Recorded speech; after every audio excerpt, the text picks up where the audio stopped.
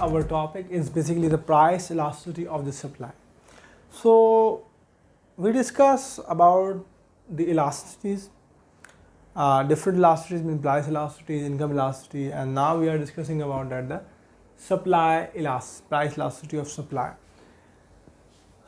Concept जो हमने elasticity का सिंपल अंडरस्टैंड किया है वो ये है कि change in commodity with respect to change in price, लेकिन यहाँ पर सिंपल जो कॉन्सेप्ट हमारे पास आ रहा है वो आ रहा है because is supply.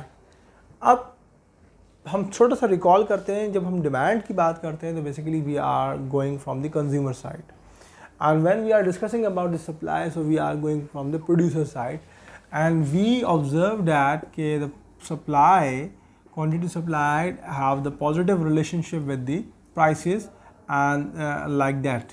So this is the supply curve. So यहाँ पर हमें पता लगता है कि prices के इजाफे होने पे quantity supplier producer more quantity supplied करने के लिए agree होते हैं. ये हमने law of supply में भी understand किया था.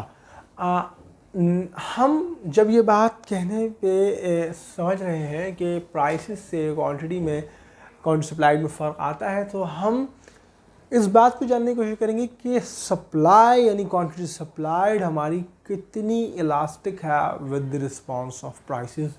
तो उसका फार्मूला हमारे पास क्या है कि इलास्टिसिटी को हम आपको पता है एप्सिलॉन से शो करते हैं, और वहाँ पर हम प्राइस इलास्टिसिटी में P यूज़ करते थे, यहाँ पर we will use the S के साथ, ताकि हम बता सकें कि ये हमारी जो इलास्टिसिटी है वो सप्लाई की कैलकुलेट होगी. And now here we date that percentage change in the quantity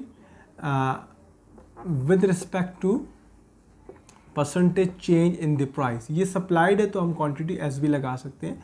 और ये अब ये परसेंटेज का मतलब मैंने आपको पहले कहा था कि यहाँ पर बेसिकली 100 होता है परसेंटेज लेने के लिए, बिकॉज क्योंकि ये दोनों साइड परसेंटेज होता है तो वो 100 क्रॉस हो जाता है. और सिंपली हम अपने फार्मूले को एक आसान शेप में इस तरह लिख सकते हैं कि change in quantity with respect to change in price multiplied by the P over Q. ये एक सिंपल हमारे पास जो प्राइस इलास्टिसिटी का फार्मूला था वही प्राइस इलास्टिसिटी ऑफ सप्लाई का फार्मूला है, और जो formula price elasticity of demand का था.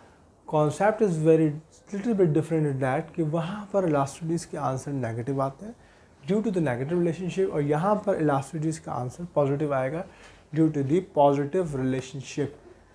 इंटरप्रिटेशन बहुत सिंपल रहेगी और वही रहेगी कि अगर हमारे पास इलास्टिसिटी 1 आएगी, बिकॉज वहाँ -1 यूज़ कर रहे थे, यहाँ पर 1 आएगी.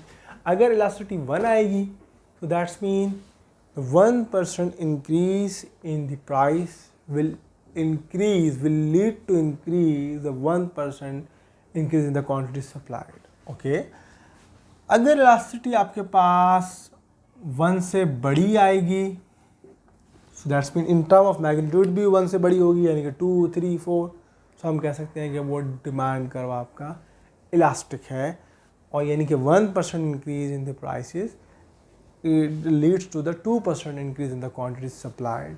सो अगर आपके पास elasticity let suppose less than 1 आएगी, आंसर होगा 0.5, 0.3, 0.3, 0.4, सो दैट्स मीन वो कर्व आपका इनइलास्टिक बन जाएगा, यानी कि प्राइस के इजाफे से कम इजाफा देखा जाएगा क्वांटिटी सप्लाइड के इजाफे में.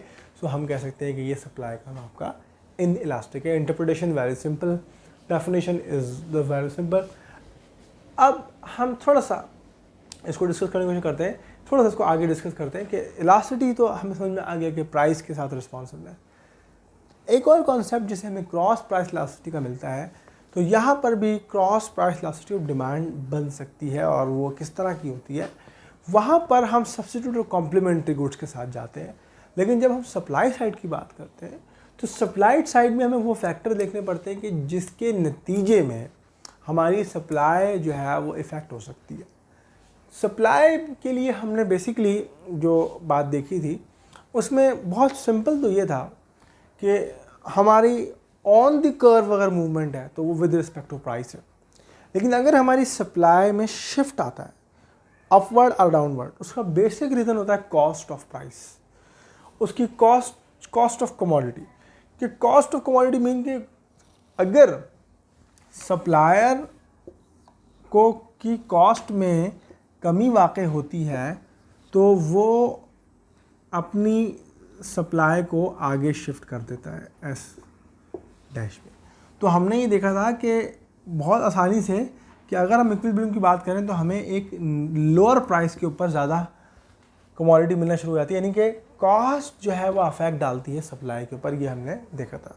तो अब कॉस्ट फंक्शन जो होता है उसके अंदर कुछ डिटर्मिनेंट्स होते हैं, यानी कॉस्ट किस तरह डिटर्मिन होती है। तो उसमें आप देख सकते हैं वेजेस, आप देख सकते हैं कि प्राइस ऑफ रॉ मटेरियल, इस तरह से इंटरेस्ट रेट, ये तमाम चीज़ें वो चीज़ें हैं जो कि कॉस्ट को कम या ज़्यादा कर सकती हैं। तो जिस तरह ऑन प्राइस इलास्टिसिटी का कंसेप्ट है वो तो सिंपल है, तो इस तरह क्रॉस प्राइस इलास्टिसिटी सप्लाई में भी चेक की जा सकती है। और उसके अंदर नतीजा ये होगा कि जब आप सप्लाई लेंगे तो फिर यहाँ पर 1-2 लगाएंगे, जिससे आपको ये बात पता लगेगी कि मैं किसी एक गुड के करके लेकिन किसी दूसरी की प्राइस ले रहा हूँ, तो क्वांटिटी सप्लाइड में कितनी तब्दीली वाक़ई होगी क्वांटिटी प्राइस से। अब वो प्राइस उसकी अपनी नहीं है, वो प्राइस ऑफ रॉ मटेरियल है। सो रॉ मटेरियल की प्राइस भी इफेक्ट डाल सकती है क्वांटिटी सप्लाइड में, और डालती है। इसी तरीके से इसको हम हटा के अगर हम कहते हैं कि अगर हमारे पास वेज है तो वेज भी एक किस्म की प्राइस है, यानी प्राइस ऑफ उसकी वर्किंग की प्राइस है ना, तो वेज के चेंज से आपकी क्वांटिटी सप्लाइड में कितना फ़र्क आता है। इस तरह से इस कॉन्सेप्ट को हम जनरलाइज कर सकते हैं और आगे बढ़ा सकते हैं। So this is totally about the price elasticity of supply. इसमें हमने इंटरप्रिटेशन की बात भी करी और इसके अंदर हमने cross price elasticity of supply को भी जानने की कोशिश करी।